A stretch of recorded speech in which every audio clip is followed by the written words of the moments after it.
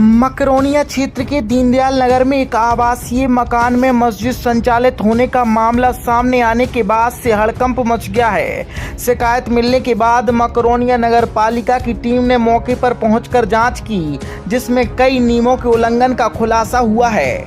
नगर पालिका की ओर से यह जांच इंजीनियर सत्यम देवलिया द्वारा की गई। जांच के दौरान संबंधित पक्ष से मकान और प्लॉट से जुड़े दस्तावेज तलब कर उनकी गहन पड़ताल की गई। पड़ताल में सामने यह आया कि जिस स्थान पर मस्जिद संचालित की जा रही है वह आवासीय प्लॉट है और हाउसिंग बोर्ड की संपत्ति के अंतर्गत आता है। इंजीनियर सत्यम देवलिया ने बताया कि हाउसिंग बोर्ड की कॉलोनियों में प्लाट केवल लीज पर दिए जाते हैं, जबकि उनका स्वामित्व हाउसिंग बोर्ड के पास ही रहता है। ऐसे में प्लॉट को खरीद कर उसे वक्फ के नाम दान किया जाना और उस पर मस्जिद का निर्माण करना नियमों के विपरीत है। इसके साथ ही मस्जिद निर्माण के लिए आवश्यक भूमि उपयोग परिवर्तन यानी कि लैंड यूज चेंज की अनुमति भी नहीं ली गई। मामले की गंभीरता को देखते हुए मकरोनिया नगर पालिका द्वारा हाउसिंग बोर्ड और सागर कलेक्टर को पत्र भेजकर अवगत कराया गया है, ताकि नियमानुसार लीज नष्ट करने और आगे की कार्यवाही की जा सके। फिलहाल इस पूरे मामले को लेकर क्षेत्र में चर्चाओं का माहौल है और सभी की निगाहें इस बात पर टिकी हैं कि आगे नगर पालिका और प्रशासन इस प्रकरण में क्या कदम उठाती है। पहले दीनदयाल में आपने एक मकान पे आपकी टीम ने कुछ कार्रवाई की थी, जांच करी थी, क्या मामला है पूरा? हमारे संज्ञान में एक दीनदयाल नगर में जो हाउसिंग बोर्ड द्वारा कॉलोनी निर्मित की गई है, उसमें संज्ञान में आया था कि किसी मकान में मस्जिद का निर्माण कर लिया गया है। चूँकि बाहर से देखने में वो एक साधारण मकान प्रतीत होता है, ऐसे में हमने अपनी एक टीम भेजकर उसके अंदर इंस्पेक्शन करते हुए वीडियो वगैरह बनाए हैं, जिसमें उसमें मस्जिद नुमा उसको आकार देकर और वहाँ पे धार्मिक क्रियाएं की जा रही हैं। तो उसमें फिर हमने उनको संबंधित को नोटिस तामील किया, जिसमें उन्होंने अपने दस्तावेज प्रस्तुत किए हैं। चूँकि हाउसिंग बोर्ड रहवासी कॉलोनी है, जिसके प्लाट नंबर 1466 की जो है जानकारी है। इस मकान को किसी व्यक्ति द्वारा एक रोशन खान और उनको बेच दिया गया था, जिनने दान पत्र करके उस को वक्फ कर दिया गया है। तो अब इस पे आगे क्या कार्रवाई हो रही है? अभी जो हमने प्रथम दृष्टया जो इनके दस्तावेज देखे हैं, उसमें संबंधित द्वारा 100 रुपये के नोटरी के दस्तावेजों के द्वारा माध्यम से दान पत्र किया गया है, जो कि प्रथम दृष्टया वैलिड नहीं है। और इस मामले में चूँकि हाउसिंग बोर्ड की भूमि है, तो उसको वक्फ भूमि लीज पर होती है, उसके मालिक हाउसिंग बोर्ड ही रहता है।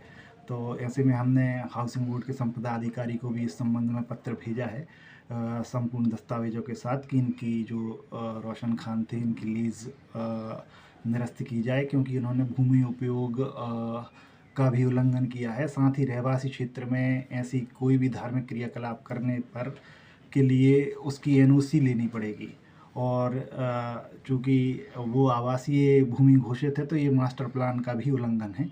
इस संबंध में हमने कलेक्टर सर के लिए भी इसमें पत्राचार किया है।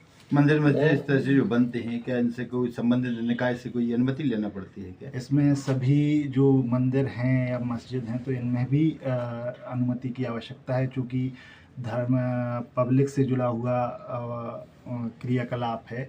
और अभी एक नौगांव वाली घटना सभी के संज्ञान में होगी कि मंदिर का गेट गिर गया है। तो ऐसे में सभी जगह जो ऐसे निर्माण होते हैं, उनमें स्ट्रक्चरल एनालिसिस प्रॉपर होना चाहिए, इसलिए इन सभी की प्रक्रिया या अनुमति नगर पालिका से कार्रवाई क्या होती है? हाउसिंग बोर्ड एक आवासीय कॉलोनी है, जिसमें लैंड चेंज ऑफ यूज का के लिए आवेदन देना पड़ता है। तो क्या उन्होंने ये आवेदन दिया है? उन्होंने ये आवेदन नहीं दिया है। उन्होंने जब जो पहले के पूर्ववर्ती मालिक हों, मतलब लीज होल्डर हैं, उनसे जो रजिस्ट्री के माध्यम से भूमि ग्रहण की है, सिर्फ उसका नामांतरण हाउसिंग बोर्ड में हुआ है। तो इसकी पूरी जानकारी के लिए हमने हाउसिंग बोर्ड को भी पत्र लिखा है। मस्जिद के लिए किसी भी प्रकार का कोई एनओसी के लिए आवेदन नहीं हुआ है। टैक्स भी जमा होगा?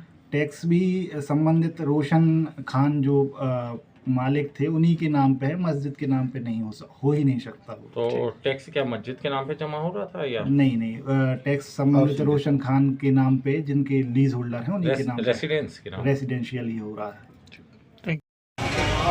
सागर के उपनगरीय क्षेत्र मकरोनिया में एक मस्जिद का खुलासा हुआ है, जो मस्जिद रेसिडेंशियल इलाके में बनी हुई थी। क्या कुछ पूरा मामला है?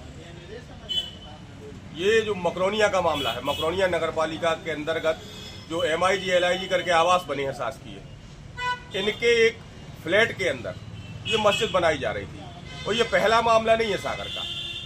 इसका मेन जड़ ये है कि जो बड़ी मस्जिदें, जो मेन मस्जिदें हैं, ये प्रशासन और खुफिया विभाग की नज़र में रहती हैं। तो अब ये नया मॉड्यूल चालू किया गया है कि आवासीय क्षेत्र में ऐसी मस्जिदें बना दी जाएं, ताकि जब जो बाहरी लोगों की जो यहाँ आते हैं, जमात में आते हैं, अलग से आते हैं, तिजारत करने आते हैं, तो ये लोग जब यहाँ आए तो प्रशासन की नज़र से बच के आए। प्रशासन की नज़र से छुपे रहेंगे, अंदर क्या हो रहा किसी को जानकारी नहीं लगेगी। यदि इसकी विस्तृत जांच की जाए तो पता चलेगा सागर में ऐसी कई मस्जिदें बनी हैं जो हिंदुओं के आवासीय क्षेत्र के बीच में बनाई गई हैं, और इसमें बाहर के लोग, मतलब पूरे भारत के कहीं से भी किसी प्रांत से लोग आ रहे हैं। तो ये क्यों आ रहे हैं, क्या कर रहे हैं, अंदर कौन सी ट्रेनिंग मिल रही है? यदि आपको नमाज पढ़नी है तो शहर में 50 मस्जिदें बनी है, आप वहां जा सकते हो। हिंदुओं के आवासीय क्षेत्र में मस्जिद बनाने का मतलब है कि भविष्य की कोई बहुत बड़े षड्यंत्र की ओर ये इशारा कर रहा है कि हर हिंदू मोहल्ले को टारगेट करके एक मस्जिद बनाई जा रही है। और आप यदि ध्यान से देखेंगे तो सागर के ऐसे कई हिंदू मोहल्लों में आपको घरों के अंदर मस्जिदें मिल जाएंगी। बस प्रशासन इसकी जानकारी निकाले। जब हिंदू संगठनों को ये जानकारी रहती है कि किस मकान में कौन सी मस्जिद चल रही है, तो प्रशासन क्यों सोता रहता है? जब कोई घटना हो जाती है प्रशासन तभी क्यों जागता है? अगला कदम क्या होगा हिंदू संगठनों का? अगला कदम कुछ नहीं है, हम लोगों को तो सूचना दे रहे हैं। ये प्रशासन यदि ये चाहता है कि हिंदू संगठनों को ही कार्रवाई करनी है तो हम लोगों को छूट दे दी जाए। जितनी तमाम अवैध मस्जिदें बनी है शहर के अंदर, हिंदू संगठनों को छूट दे दो भाई कि कौन सी आवासीय क्षेत्र में बनी है, कार्रवाई हम लोग कर लेंगे। यदि प्रशासन यही चाह रहा है कि हिंदू संगठन कार्रवाई करें तो हम लोग तो तैयार है भाई। लेकिन ये काम प्रशासन का है कि यदि आपके मान के चलिए शहर में कल कोई आतंकवादी घटना हो जाती है और किसी आवासीय क्षेत्र की मस्जिद से वो कारनामा होता है, फिर प्रशासन क्या कहेगा कि हमें जानकारी नहीं दी। अब जानकारी जब संज्ञान में लाया जा रहा है तो कार्रवाई की जाए।